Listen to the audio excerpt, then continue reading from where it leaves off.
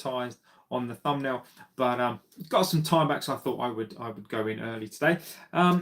Hopefully the stream is okay today. I know I always prefix most streams with that, but you never can tell with the weather right now. I hope we're all doing extremely well. As I say, I'm JB. Get into the chat. This is one of the best communities on this platform. In fact, it probably is the best community. We might be small, but we are definitely mighty.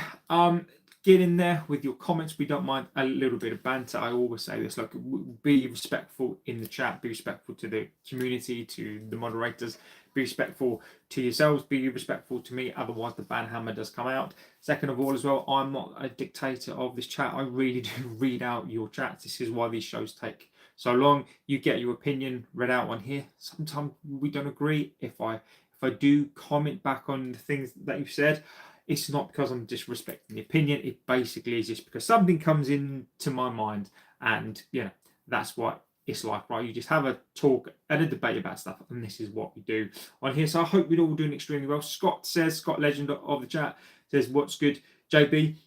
I'm doing extremely well today. The weather outside is cold, hence why I've got this hoodie on. It is this is a nice warm hoodie. It's absolutely freezing. First thing to start off, prefixes Scotland.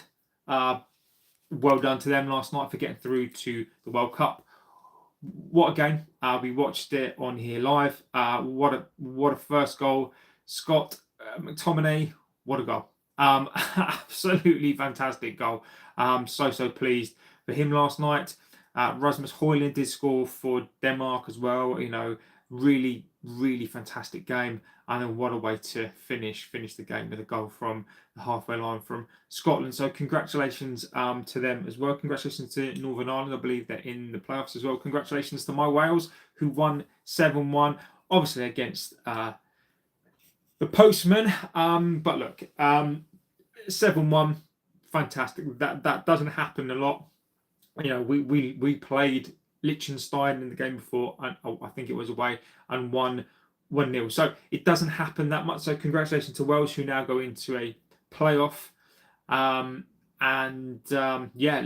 Let's hope for me that they can get in. Scott says, "No, you're the try dictator."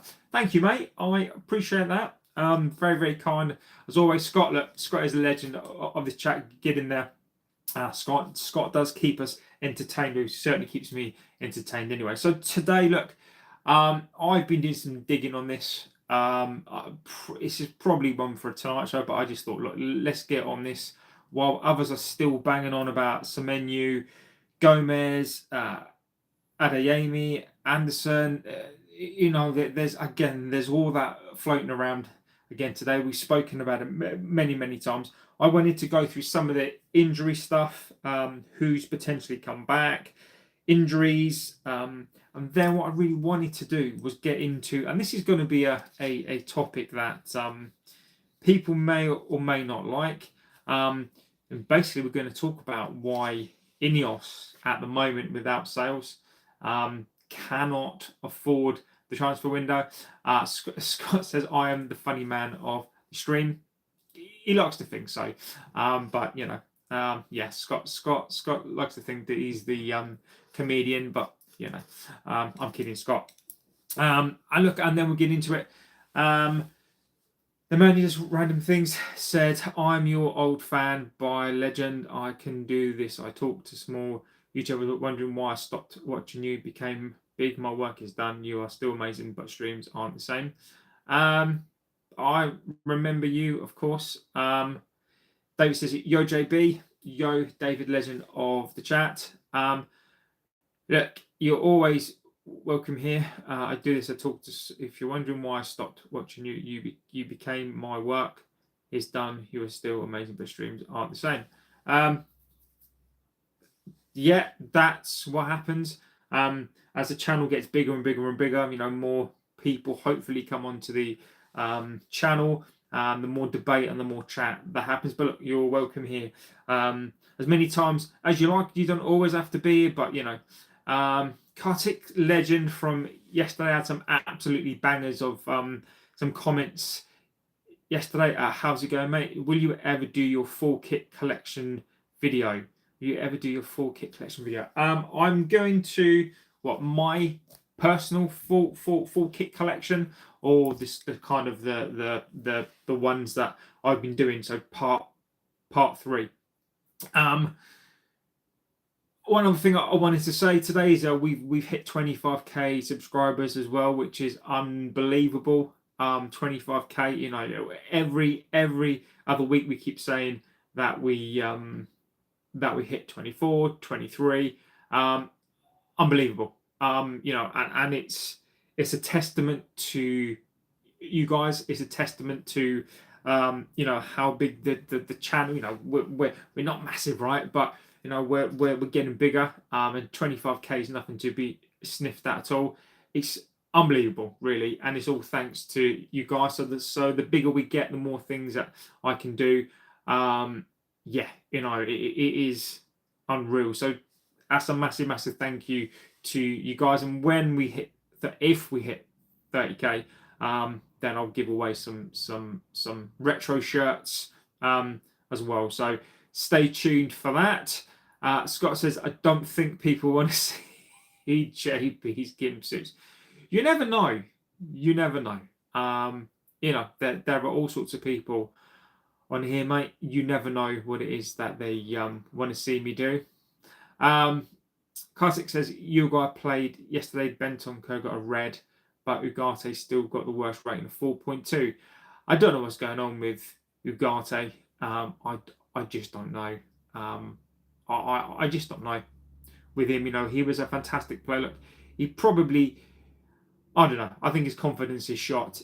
David says the Ireland game was insane. Nagor TR says, hello, my friend. The Ireland game was insane, absolutely insane. That guy, the number 7, who got a hat trick for Ireland, unbelievable. Hungary were, you know, I think probably in the mindset that they were about to win, and then in the 95th or 96th minute, went back to the keeper. I thought that was it, and when he pumps it forward, great header on, and that win. Original message: do you think Ugarte is better than Casemiro? You said it a few months ago, and I was surprised. So look, do I think Ugarte is better than Casemiro? So look, this is where I am, right? We can all change our opinions on players, right? Ugarte is having a good season, right? Now, when I say Ugarte is having a good season, compared to what he was, and for what we need right now compared to everybody else, Ugarte at the moment is a worse player. That's factual. There is no point me trying to argue the toss. There is no point me trying to argue. I thought Casemiro last season was abjectly terrible, and on the basis of that, Ugarte should be a better player. This season, by no means Casemiro is the best player in the Premier League. He still wouldn't get into the top 4 teams in the league. But what I will say is he's definitely having a purple patch. I think we've found a use for him this season. Ugarte's fallen off a cliff. I think he's abjectly awful. And this is the beauty, right, about having an opinion at the start of a season, and then as the season then continues, 10, 11 games into the season, your opinion can change. So right now, at the beginning of the season, I was wrong, and I'm more than happy to say that. You know, I'm more than happy for these players to prove people wrong. Do I think Casemiro is proving people wrong? People like me, I think he's better. I still don't think that he's the answer. He's not perfect. He's not the best in games still, but look, he's the best that we've got. And is he better than Ugarte this season? 100%. Is Ugarte more? Has Ugarte got the ability to move around the pitch better than Casemiro? Yes, he has. But Ugarte has been awful. So look, Casemiro this season has been better, and I'm pleased for him. I am really pleased for him. Kevin says, if Ireland can send a turkey to the Eurovision, then we can send a parrot to the World Cup. Look, fantastic. Parrot What a performance. What a performance. I mean, getting a hat-trick in a game like that and getting the winner is unbelievable. Parrott was fantastic. So look, I'm so fantastic. I'm so fantastic. Ireland, brilliant. I'm so pleased for Ireland as well. Scotland as well, absolutely brilliant. And Nagor TR says, I'm 15. Look, my name is Nagor. My favourite teams are Madrid and Barca. I like football. You're welcome here, my friend. As long as you've got permission, to come on here. All I'm going to say is, guys, if we do have somebody who's 15 in the chat today, let's try to tone it down, because we've got to be inclusive of everybody. Kevin says, get Ugarte out. He's got no place in our squad. Casemiro's having an Indian summer. We shouldn't fall into the trap of giving him a contract, same as Maguire. Kevin, I'm with you, mate. This is what I'm saying, is that I don't think that Casemiro is the answer. I still don't think he's our best player by any means. But compared to everyone else, he is looks all right. Looking forward to the Ashes. Mate, I'm not a cricket fan. There's no point in me even pretending. Even when the Ashes happen, it's not something that I've ever been in. Like, I like all other sports. I'll happily watch snooker, tennis, darts even. Just cricket is not one of my things that I like to watch. So sorry to disappoint. So look, let's get on to the transfers, because I think this is an important place to start, from what I'm then going to talk about why INEOS are going to struggle to afford. Windows Scott says, JB watches the old men's sport. I do, mate. I do. I love a bit of golf. Not to play, just to watch. I love a bit of darts. There's nothing like, telling you that, there's nothing like watching snooker on a Sunday, sitting there having a little. Oh, Scott, I was just about to mention curling. I tell you what, curling is underestimated. Don't sleep on curling, mate, because it is. What other sport can you use with a brush? It is unbelievable. Bowls as well. Oh my god, bowls as well. I used to watch bowls. Ridiculous. I actually like it. It's not on TV now, but it used to be on TV back in the day, like lawn bowls. It is, honestly, it is fantastic. While I really appreciate Maguire and Casemiro, but giving them a new contract gives a throwback to Phil Jones staying to 2022. It does. And I think, somebody raising a good point and coming back on me with the things I say is because I think that's important to remind me of the things that I say. There's nothing wrong in changing your opinion, but for me, the fact that Casemiro is our better midfielder this season shows how much our midfield does need some work. Scott said, women do that sport every day. Yeah, I'm not getting it into. So look, where are we? So look, let's go to the transfers. Let's talk a little bit about those, because then I'm then going to go into why INEOS at the moment, or this talk of 65 million here for Semenyo, 48 million pounds here, blah blah blah blah. This is what, and again, it's still coming out today. There are still channels out there still beating that drum for clicks, still doing all that nonsense today, and I'm going to tell you why we need to prefix that. Go Edit says hi. So where are we? So the Gomez one, 48 million roughly. Super Battle says Fellaini is available on a free. I think Fellaini's retired, hasn't he? I think. So Gomez from Wolves, 40 million target. The sort of number around that is about 48 million pounds, right? Adeyemi, there's talks in and around that. Look, this, you might as well discard that until the summer, because that is just not going to happen right now. Semenyo, there is a release clause for this month only. Bournemouth wants 60 million up front, and then 5 over X amount of time, right? So again, there's a clause that's enacted in place. and somebody has to stump up £60 million up front. Now that is a key point here. This is not 60 million, I don't believe, over X amount of years. This is 60 million up front. Okay, and that is important for the context of what I'm going to say. Winston says United unlikely to get their top targets in Jan, so use Jan as an opportunistic window. Agreed. Turkey was very successful against Spain. What do you think about this situation? Look, Turkey. I mean, Turkey have been to quite a few World Cups. Again, it's always good to see. It's always good to see different teams make it into the World Cup. Turkey have historically been there quite a few times. Norway being at the World Cup, I think, is fantastic. The fact that Haaland's going to be in the World Cup, like I really, as much as they may play for rival clubs, it's always, in my opinion, it's always nice to see these sort of star players for different clubs. It's always nice to see those guys.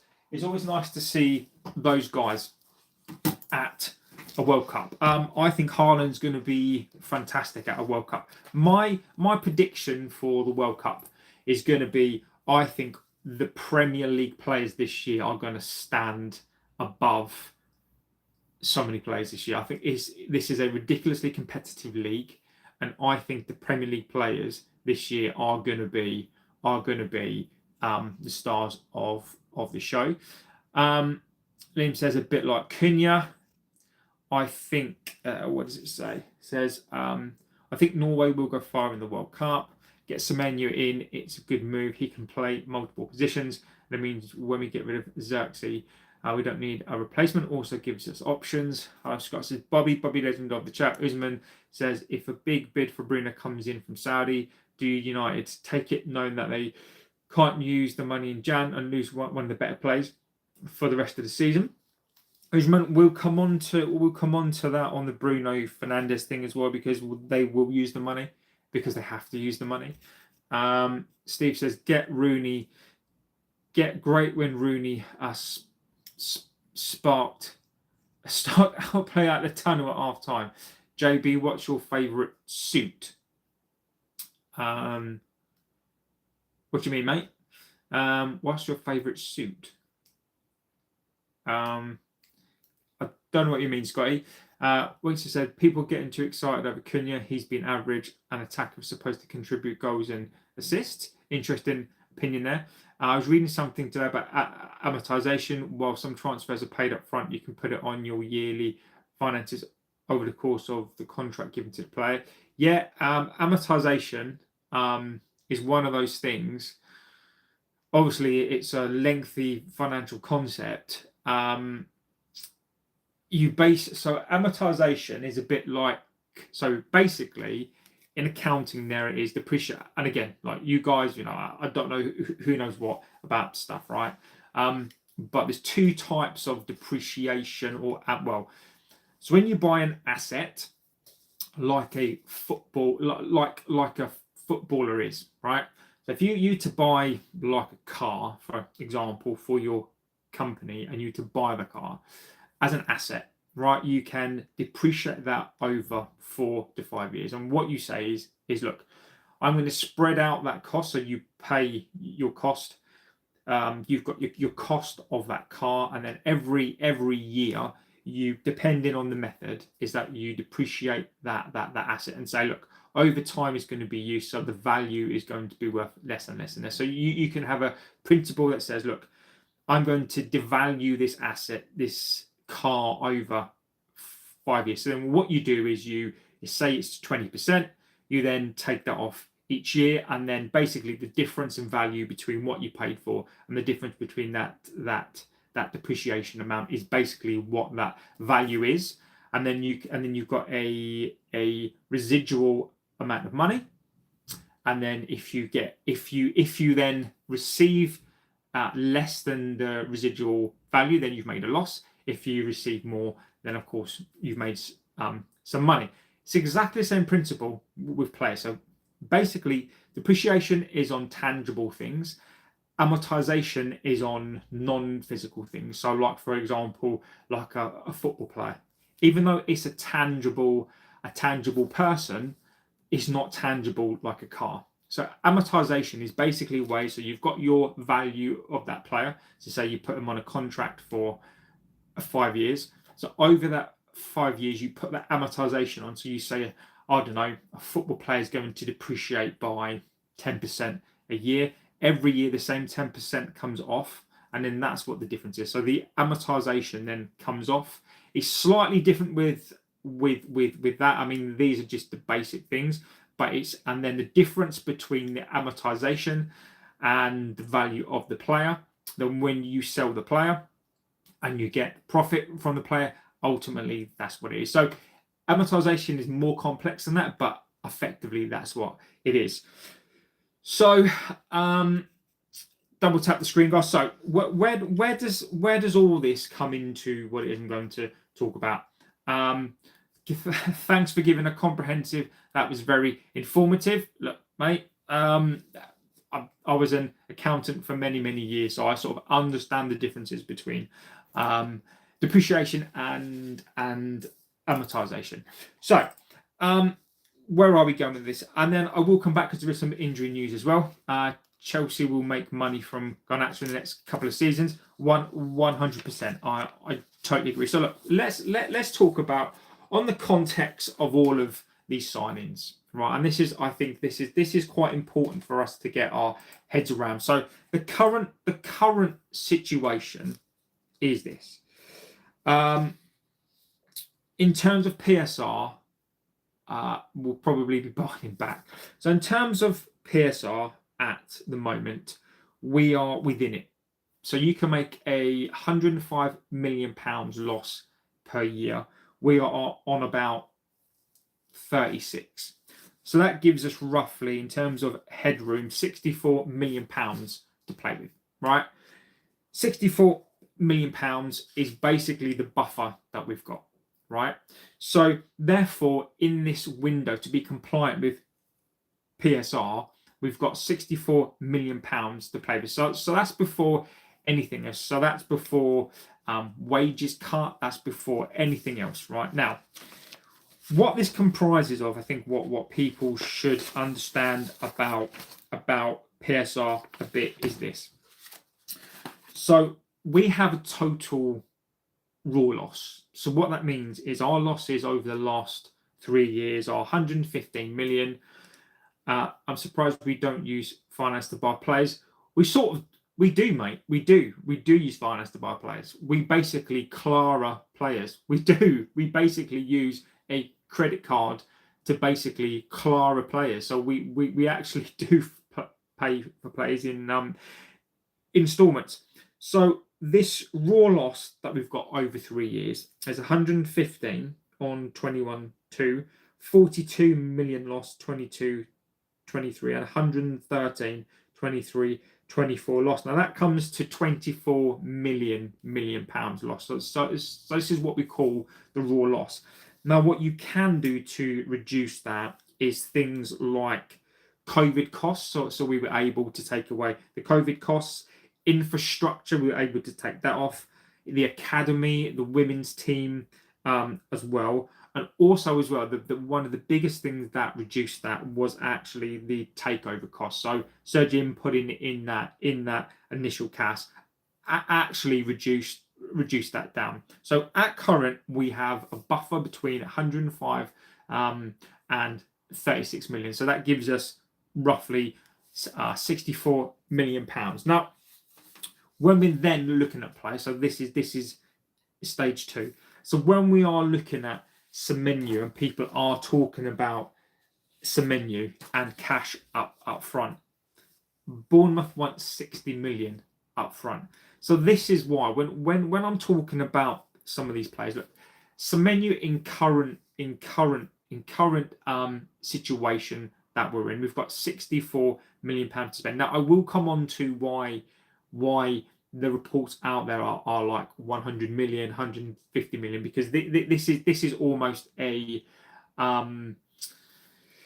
the best case scenario. This is people trying for clicks, to say that we've got £100 million to spend, right? So Semenyo, you can instantaneously, with the financial position that we're in now, you can instantly rule that one out because we absolutely cannot afford that up front. So that one's done.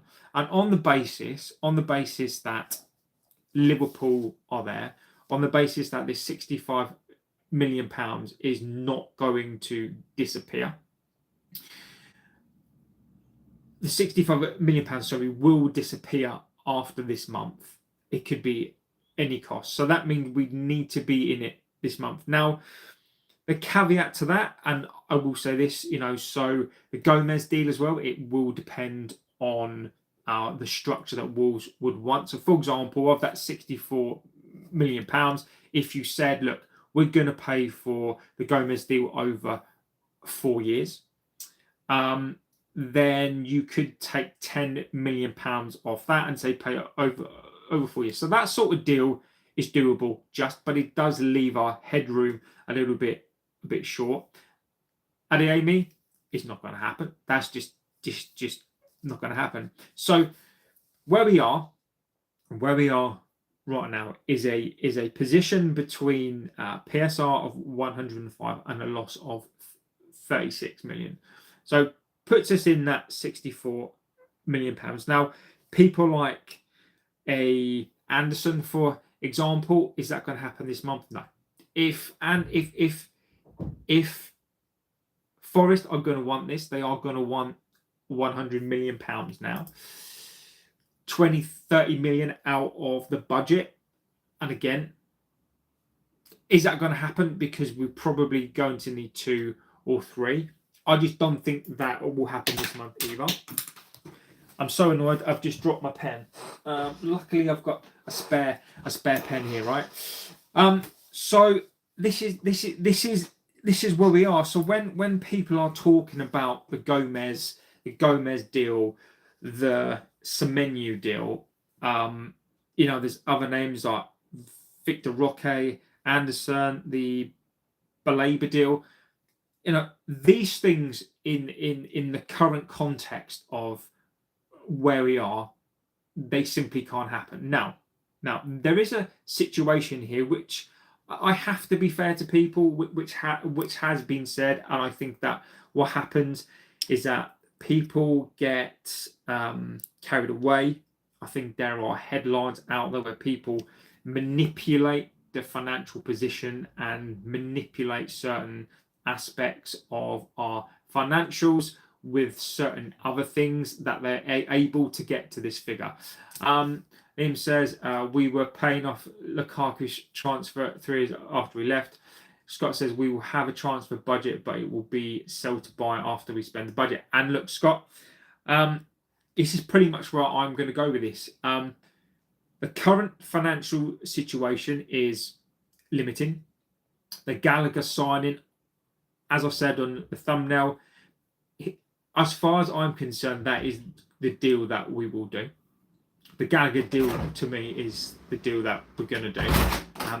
I think 100% that is the deal that we will do. I think we've been, I'd say it's a very, very uninspiring deal. I think that is what will happen. Like, irrespective of what else happens, I think that will happen. Now, the caveat, of course, to all this is player sales. It's player sales. Now, one of the things, and I think, again, this is really important for us to talk about, is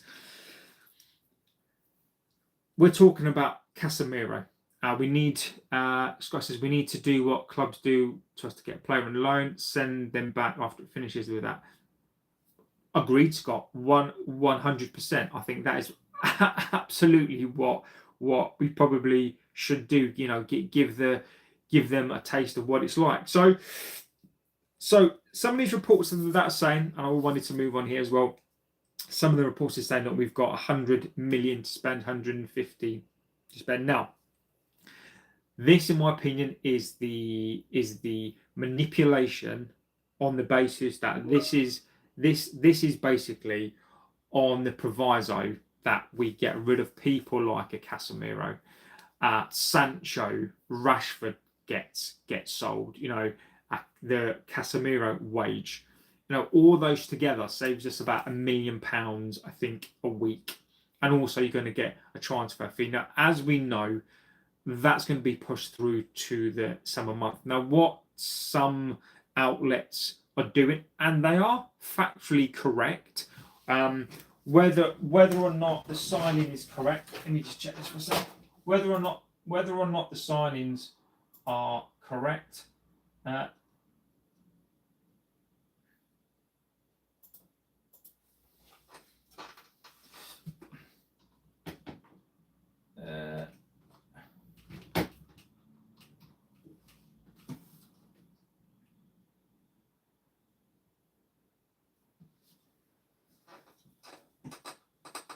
Come on.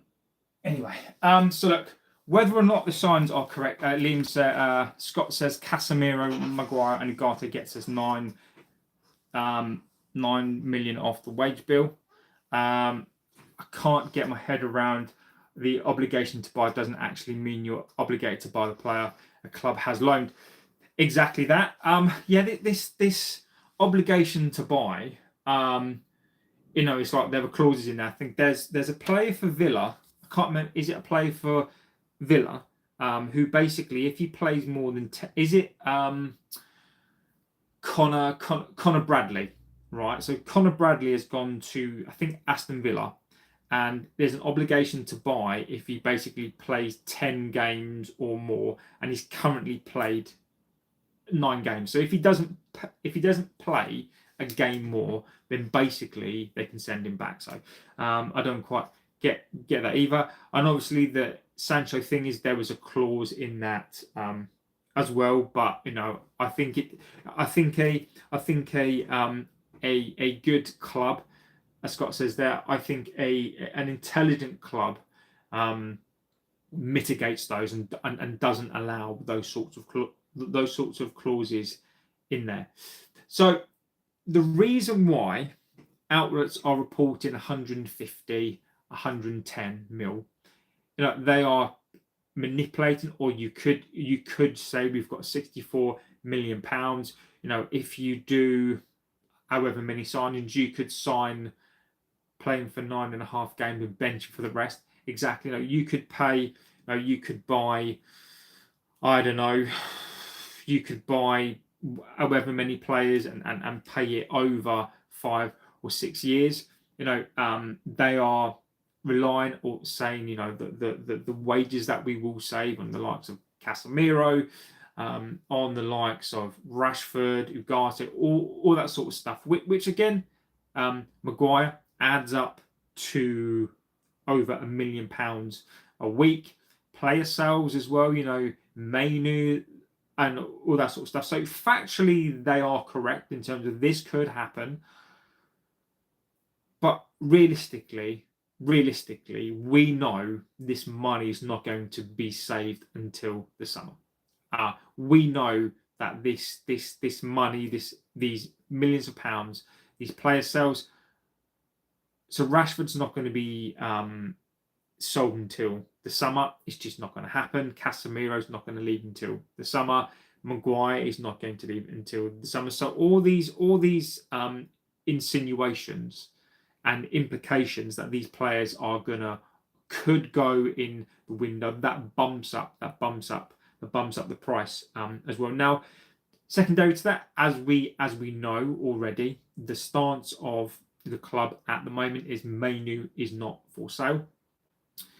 Xerxes is not for sale. So we need to top this money up. Scott says on Rashford on current form, how much would you sell him for? Scott says 60 to 65. On his form, easily 65 to 70, but we've agreed on a price of 40 million. Apparently, I saw Barcelona looking to get that down as well to like 25 million pounds, which I think is absolutely ridiculous as well. Which I think is absolutely crazy.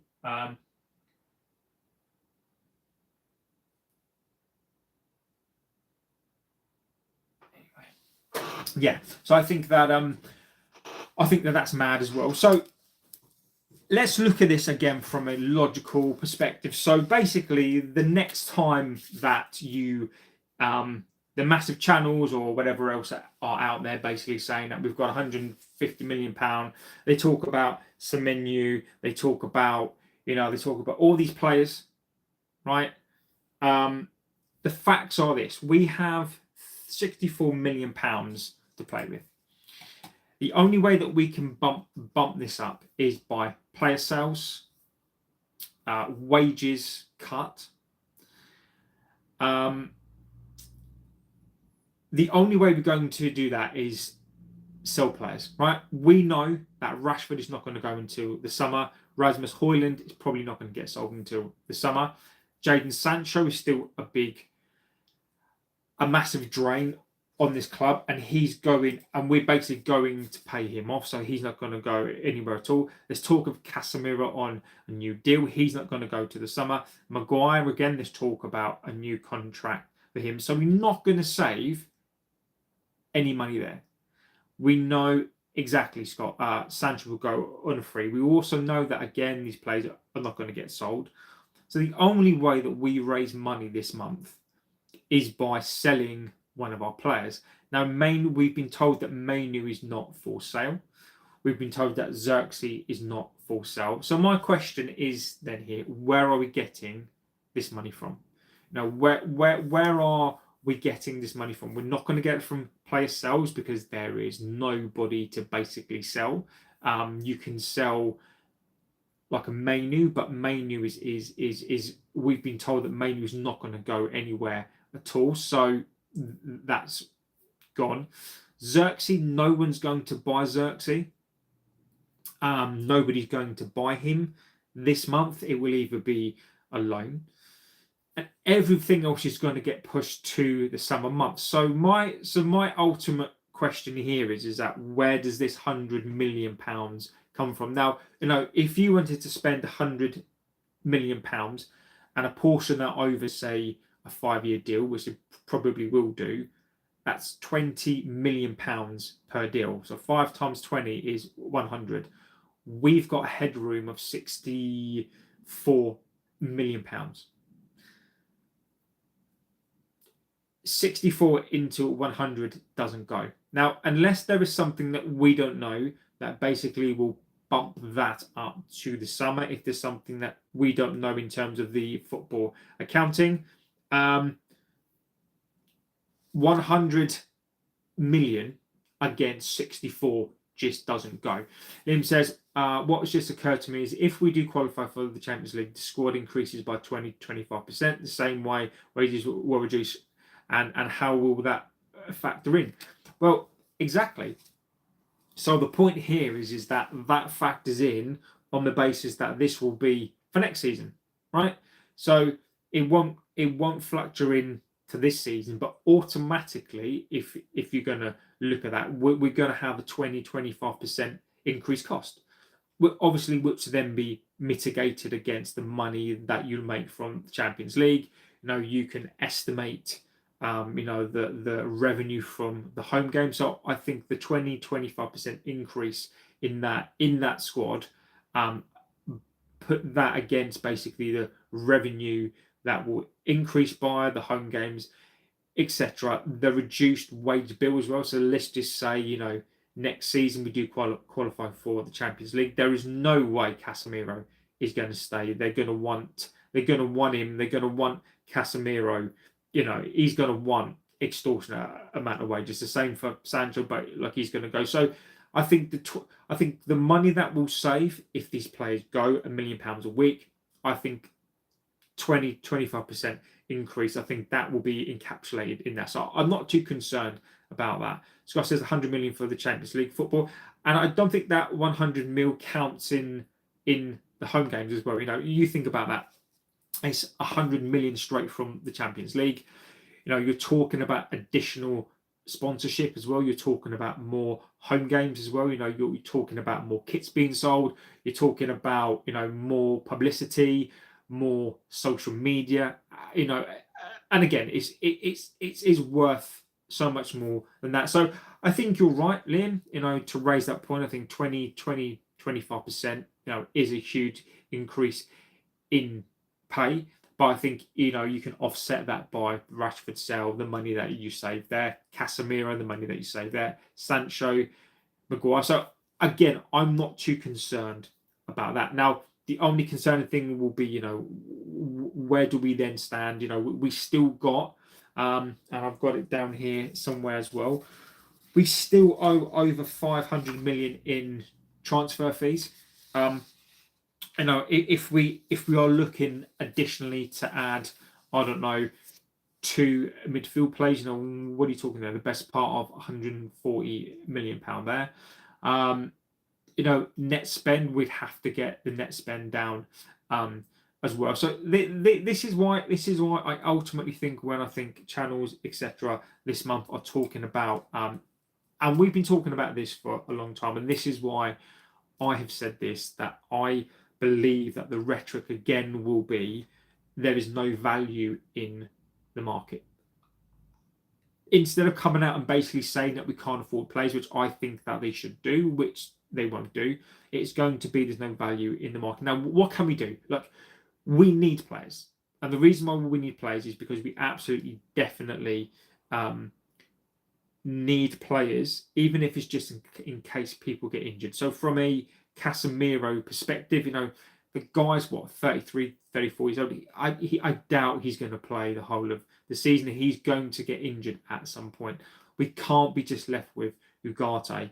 You've got the African Cup as well, so you were going to lose Mbumo for a while. We're going to lose Mazraoui, Ahmad. So we are going to need cover in those positions because we don't have depth. Now, how are we going to supplement that? How are we going to afford that? The loan market. Now, I think we're going to go to the loan market. I think the Gallagher signing, for me, this is what I'm absolutely convinced. I think he is absolutely nailed on in there. Potentially, do we have to go and get a striker? Again, I think we could get a loan for a striker, but I think our window, despite what others say, I think it's going to be a very uninspired window. I think it's going to be a very, very functional window. Who and what can we sign? Scott says Tony's been linked with Spurs. Alim says more worthwhile actually qualifying for the Champions League than not. I just wondered how that will affect spending power. I think that it will.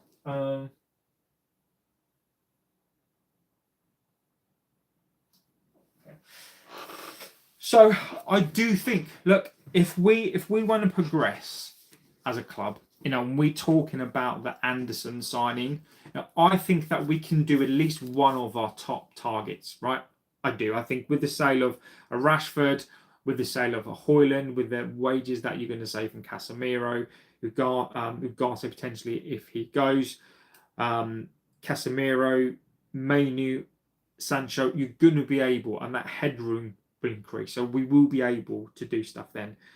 Without Champions League, I know we are talking about, and I've got the numbers here as well.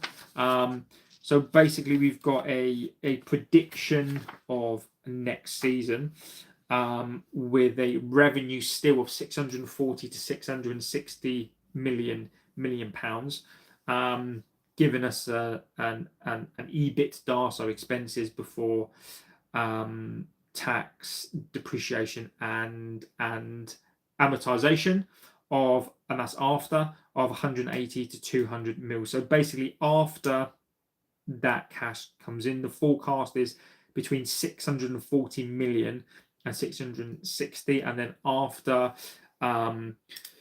interest, tax, depreciation, and amortization, we're looking to make 180 million to 200 million pounds. Now, again, when you factoring in, losses, because we have made a 36 million pound loss, and factoring everything else, we're probably again looking at, I think we'll make a profit potentially. And this is why the Champions League is so important. If we make in 640 million pounds, imagine what we'll make with Champions League football. I think again that gives you an extra 100 million. particularly as we are looking now to reduce those costs as well. Whether I agree with the model that INEOS use, those costs are starting to come down. So this is why it's really, really important. So look, when people are talking now about, things like Semenyo this month, when they're talking about all these signings this month, at the moment it's pie in the sky. This is why I've stopped making videos, and look, I don't mind us talking about it, but this is why I've stopped currently, and I refuse to make videos, clickbait stuff about these players signing, because right now, if you look at the finances, like, everything's there, right? If people are not lazy and people bother to actually go and research and actually look at this stuff, it's difficult, because most people, and it's no disrespect to people, people that just support this club are not bothered about the financial state of this club. They're not necessarily going to sort of, get involved and follow that trail of cash. They'll basically just believe what they're told. And it's a very, very dangerous. I think it's a very, very dangerous. I think it's a very, very naive of channels and outlets, and not just channels as such, but reporting, because they basically want clicks. So right now, all this talk of Semenyo, I think is a ludicrous statement. I actually think that he will go to Liverpool. I think he will go that way as well. I think Liverpool will strengthen up, and I think as a fan base, unless there are sales, unless there is some creative accounting this month, I think, and not to be the bearer of the bad news. Now, I wish that I could come on here and start saying, well, we're gonna sign, Cristiano back, and we're gonna sign X players. It's just not going to happen this month. So let's see if I'm right. Let's see if I'm wrong. Look, if I'm wrong, it means that we've been ambitious.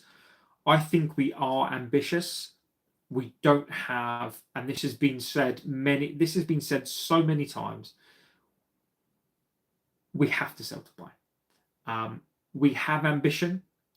I do believe that we do have ambition, but you need the assets, you need the funds to match that ambition, which is something that we don't have right now. So I think that's where we are in regards to that. So get in your opinions. I want to know your opinions. Liam has said, I think we should be thankful we haven't gone out of business this Christmas, considering Jim told us that we would have last time year without cuts. Factually, Sir Jim, look, as much as we made a loss, the one thing that we actually are is a cash-rich club. So did we need the investment for PSR? Of course we did. But I did do a video from a sort of a footballing financier expert, and he's actually refuted what Sir Jim has said, on the basis that United are a cash-rich club. And if it come down to it, towards the end of the season, and we were kind of in breach of PSR, there are ways that we can offset that. So look, as much as Sir Jim and INEOS say a lot of stuff, ambition can't be put on a spreadsheet, so I respect what you're saying. And look, I've got to be factual, right? I'd absolutely love to come on here and start saying we are going to sign these players, and I believe that we're going to sign these players, and just for clicks, right? I can't do it. I've got to be real. And Liam, you're right. Ambition cannot be put on a spreadsheet. Ambition has to be matched. And sadly, what has been said about this club over the last 2-3 years is we are beginning to see that. We are beginning to see the austerity that we now need to face. Now, we're very, very fortunate, and we're very, very lucky we're very, very lucky, Liam, that we bring in as much cash as we do. If it wasn't, the fact that we haven't won a league for X amount of time, the fact that I think on the pitch we are irrelevant, we don't win cups, we don't get into the Champions League. The fact that we still make that £640 million basically means that if it wasn't for that power and for that brand, then we'd probably be screwed. So imagine if we get back into the Champions League. Imagine if it's a place that we stay. Whatever I think about the debt, and I've spoken about the debt many, many times. I've spoken about the club, about the Glazers, and all that sort of stuff. Right now, for me, it's about survival of the club. It's about survival of the team. I think Amorim is playing football. I think he's playing a version of survival football with players that I don't necessarily think that he wants to play, but he's going for that experience over youth because he basically wants to stay and wants an opportunity to build. So this is where we are. You are going to see loads of outlets over the next month. Where are we now? The Wednesday the 19th. We're going to have a month. We're going to have a month of all sorts of stuff. So unless INEOS can get creative, unless we can sell players, unless we can get cash in here, our signing is going to be very, very limited. Kevin says, who would be your ideal signing realistically wise? Look, who can you get the most bang for buck for? So it's going to be loans. It's a notoriously difficult market to get in loans. I do think we need to look at the Gallagher signing. Look, as much as I know that's an uninspiring player to get, I think he's a comparable, or I think he's a little bit of an upgrade on a Casemiro. Some of you may not agree with that. I think what he lacks in maybe Casemiro's control and what he lacks that Casemiro does well, I think he'll make up for in tenacity. I think he'll make up for in pace. I think he'll make up for in age as well. So look, I'm not against that signing. Ruben Neves, if he's available from Saudi as well, I think he could be a bang for buck player as well. I don't know how much he would go for, whether or not Saudi would loan him out. I think that would be a good signing. And then I think, look, if we can get Ugarte anywhere near a good player, if we can get Manu anywhere near a good player, then potentially there you've got 4-5 players that you can actually play. So it's going to be difficult. It's going to be difficult. Scott says a CM and a loan. We will get 100 million plus sponsorship TV rights. Exactly. Wait, what? I think they should target Rodrigo. Do you think that he would be a good signing? I don't think. Yeah.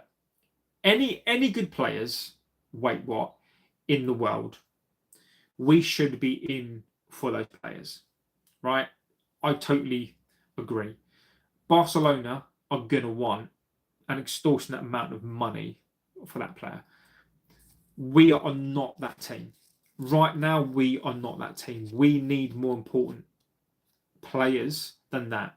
Now, I don't disagree, and this is not about whether I think he's a good player. I'm not dismissing that opinion. I'm not dismissing the question. We are not that club.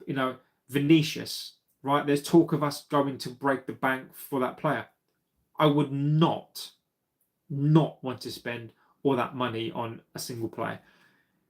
When you need, it's almost like, say you've got a house and you need to fix the windows and you need to fix the door, right? You've got no windows, you've got no doors, but you go out and buy a 100-inch TV, right? The fanciest TV, expensive one that you can buy, but you haven't got enough money to fix the windows or the doors. Like, we need so much more than that type of player. And then maybe in 3 or 4 years' time, when we are that sort of club and we're playing in the Champions League. Maybe we're fighting for a title. We get to cup competitions, we get to finals, maybe we win stuff. Then at that point, great. He may be an upgrade on some of our players. But you have to buy players that are the level that you're trying to get to. There's no point signing. It's like there's no point going out and buying the best player in the world if the rest of your team is a pile of crap. So I think that money needs to be used elsewhere. Kevin says Sir Neves, Ruben Neves, so the Portuguese Neves that used to play for Wolves. Gallagher would be a good replacement for Ugarte in the squad. I wish the other guy, he'll end up at City or Chelsea or PSG. We need role players. We need role players. CM left wing back, centre back. Lim says, how is Neves going to fit in the system? We might as well keep Manu if we're going to look at Neves. I think Neves. I think Neves would be. I think he'd be an upgrade on a Casemiro. He's slow. Is he slower than a Casemiro? I've not seen him play in a couple of years. Maybe I'm wrong on potentially he is extremely slow. I agree, Scott. I do agree. So for me, the Gallagher one I think probably makes the most sense. He was the one that we were closest to. As much as I don't necessarily think he's a inspired one, we need. If Ugarte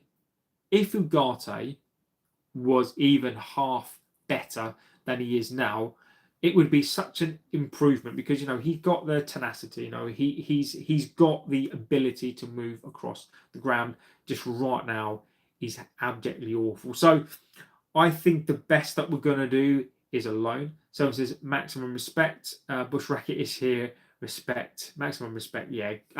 Selwyn is a legend. So that's where we are. This not be fooled. All these talk of signings right now, I think, are redundant. I think that is a bit like, I think it's a bit like talking about, you've got, you want to live in a mansion. It's a bit like, you're talking about, you want to drive a Porsche. It's just not going to happen. We don't have the money to do this. And Kevin says, McTominay is a box-to-box and he plays as a third midfielder. Exactly, and you look at the goal that he scored last night as well. That's what happens when you let the lunatics run the asylum. So let's get on to injuries. Injury-wise, look, Benjamin Sesko is out until some people say 3 weeks, some people say 5 weeks. It looks like he's going to be back towards sort of end of the beginning of December, maybe the middle of December. Let's say sort of mid at the latest. I think Maguire and Manu look like they could be available for the game because I think they had minor issues. I don't know what Manu's issue was, but they look like that was a sort of minor issue. Lissandro apparently is back. Looks like Lissandro is going to return. Everton, I think will be on the bench. I think Lissandro, will be. I think the Butcher, Lissandro, will be back. I think he will be back for this game. I think he will be on the bench. What's Selwyn saying? I call BS when INEOS say no money because they did the same trick in the summer and we ended up spending over 200. So I don't believe the club has a massive as it does no cash. Look, mate, Selwyn, I know this is painful, and I know it's not great, but the reason why the summer is different, right, is because when the new financial year kicks in, it kicks back in the basically the credit facility that we use, right?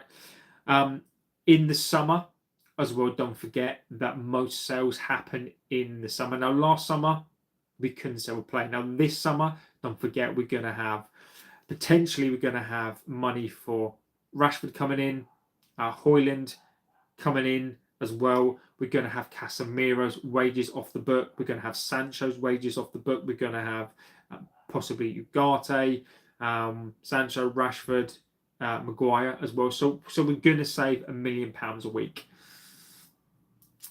The new financial year would tick over as well. We will be able to get in the cash, but that all happens at the end of the year. So look, the end of the year is where we sort of have predominantly our cash. January is that you've spent in the summer, and if you have no money left, it's very, very difficult to do deals. Now, as we spoke about already, the difference, and these are the figures that have been published, are that the PSR limit, the headroom that we've got, is 105 million. Our loss was 36 million, so we have a headroom of 64 million pounds. So it doesn't mean we can't sign players. You could sign one player 20 million pounds per year for 5 years. That's something that we could do, but I don't think we will.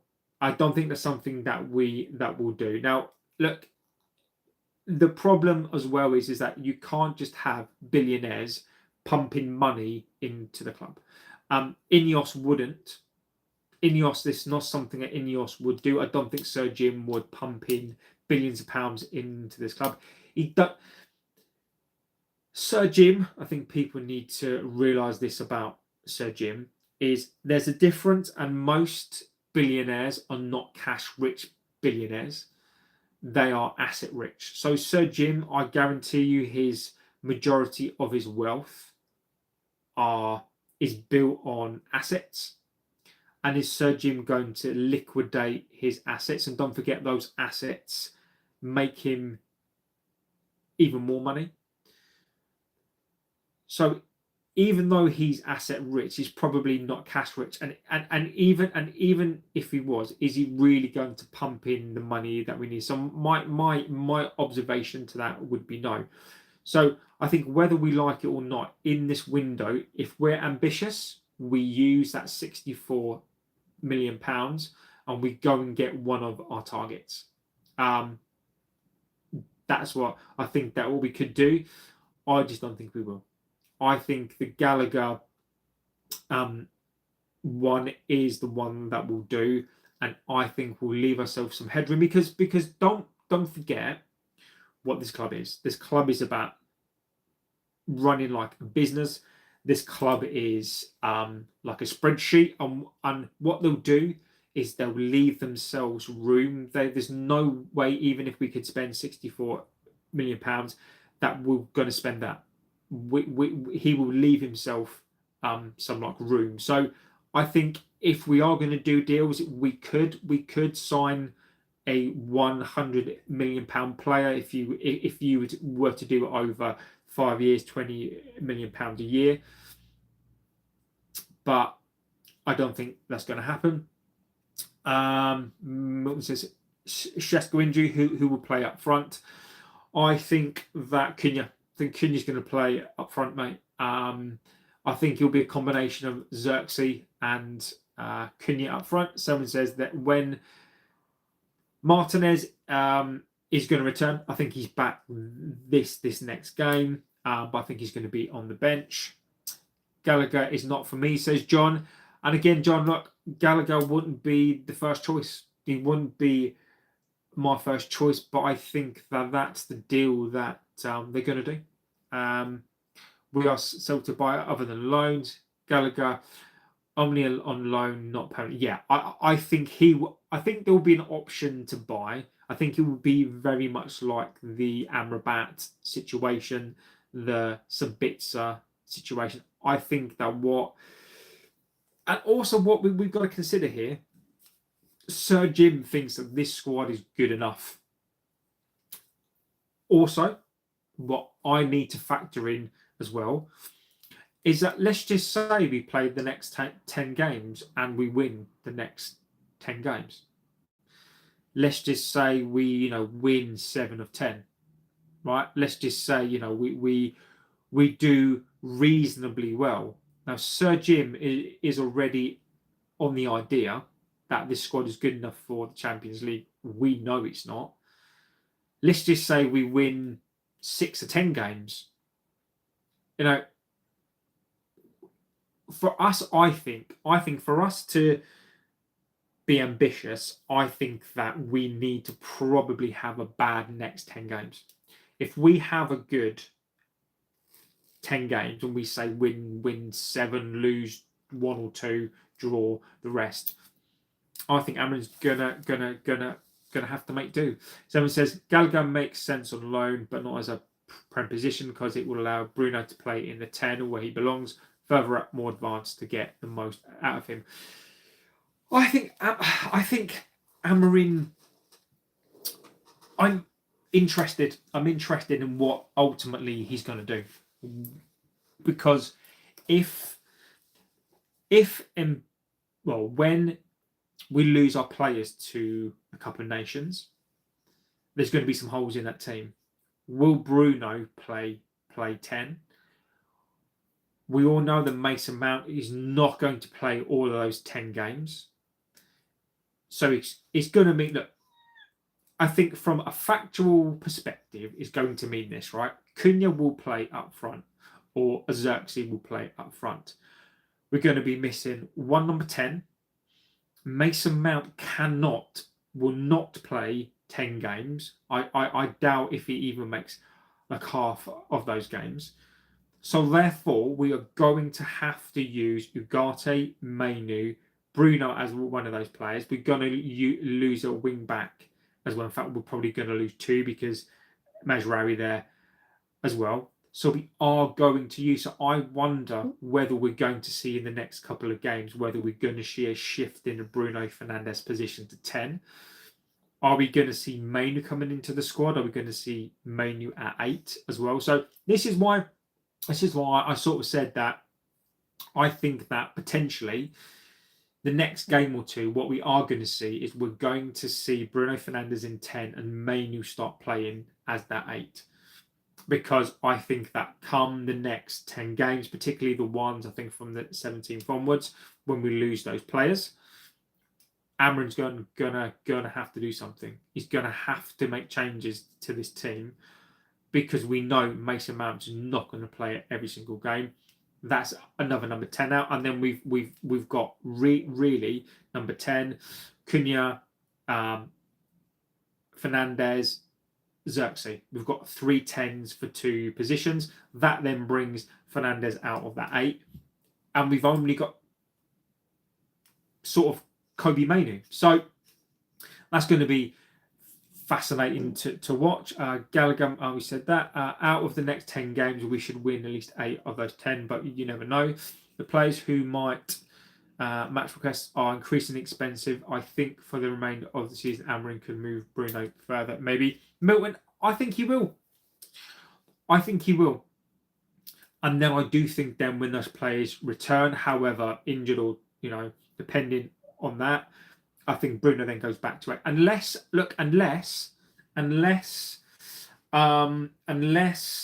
Kobe Mainu. I think this is Mainu's opportunity to get that 8 position. If Mainu can have a good next couple of games, because I think he's going to play, I think Bruno then gets shifted to 10 possibly, and then Cunha and Shesko will fight it out for that position. That's where I think I'm at on that one. So yeah, look, that was just I thought that was just an interesting topic to talk about today. I think the finances, when you follow the trail and you look at the fight, when you look at those finances, you look at the P&L, you look at the balance sheet. Right now, ultimately, where we are without those players' sales, without the wages getting reduced, which we all know is not going to happen until the summer, our headroom at the moment is £64 million.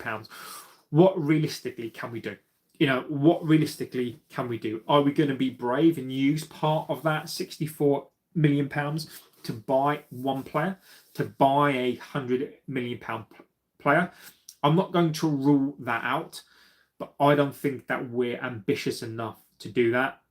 And this is why I think that INEOS are a business first. They're not a football club. They're a business first.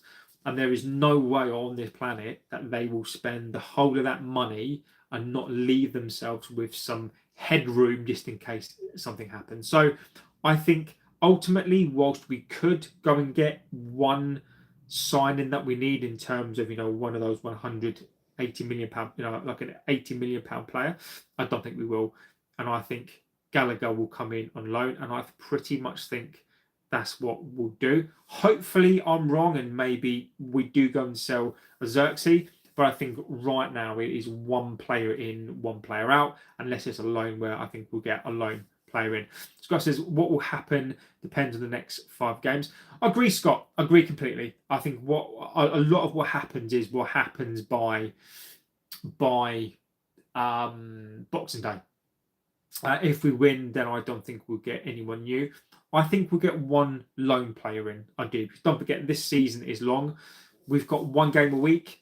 And as we've seen already in games, we're not that fit either. So I think this is one to watch. I do think that outlets who are going that we're going to sign X and Y players, I just don't see how we do it. If you follow the money, if you follow the balance sheet, if you follow the financial statements, it's all there. It's all there for you to see. So look, guys, I'm going to go. I do have to go. I do have to go back to work. Sadly, I could do this all afternoon, but I'm not going to do it. I will be back this evening. Milton says we have a run of results. Win, win, draw, draw. We do. Let's see if we can continue that on Monday. So I will be back this evening. Hopefully, I should be back this evening with the evening show as we do. I'll bring in a topic and we can talk about it. It will be your show tonight, as it is. Get in there with your topics, and we'll talk about that tonight, and we can debate whatever you want to debate. So look, guys, amazing show. Always go really, really quickly. You guys are legends. 25,000 subscribers now, guys. I mean, you should be so pleased with that. You should be so pleased with that. It is a fantastic achievement for the channel. It's a fantastic achievement for you guys, the community as well, which you guys have helped build. It is ridiculous. So look, guys, I'll be back this evening. Have a good rest of your morning, afternoon, wherever you are in the world. You're all legends, and thank you for being here, and I'll see you tonight. Take care, and I'll see you on the next one.